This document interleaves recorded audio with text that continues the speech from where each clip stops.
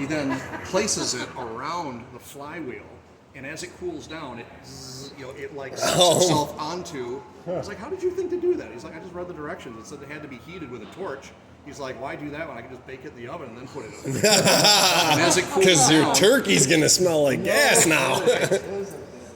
Eric, the mechanic whose food tastes like oil. Well, he rebuilt my transmission and my coronet on his kitchen table. So that tells you everything. Right. Before we had this one. So yeah, he does that. He puts it all back together. He's ready. We have a GM factory replacement starter motor for it. He goes to bolt it on and finds that the exhaust flange bolt is touching the motor. And he's like, I understand what happened. Why the other shop got into the problem because they realized that if they put a factory starter motor on, it's going to contact it, it's going to burn it up again. So what did they do? They put a much smaller performance racing motor on it, starter motor on it, and evidently it wasn't shipping. They didn't. It's universal. It's not for all GM big blocks. You could put it on a Mopar big block, a Ford big block. It's a big block performance starter motor, but you have to adjust it Per car. fit per vehicle. So it wasn't a direct fit replacement. Somebody, whoever's working on it, didn't know that.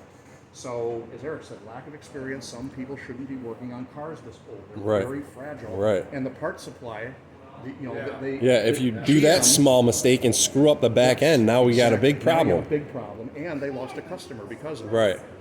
He lost trust in them, obviously.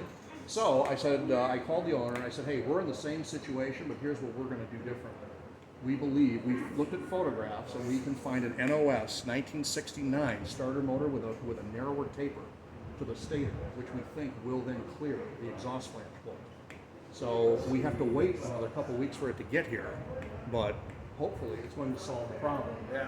And that's what a lot of shops can't afford to do. They can't think that. They don't have the time. Yeah. And we technically don't either. This car's costing me money, but I'm not going to be the one to break it all over again. Right.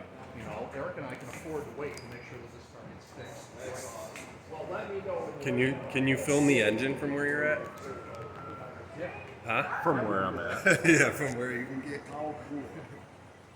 Yeah. That's pretty good.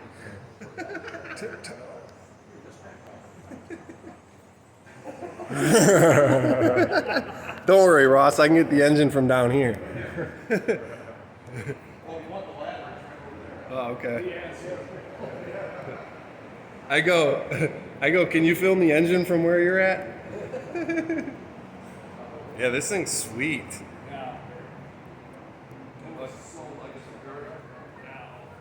Can you film the interior from where you're at?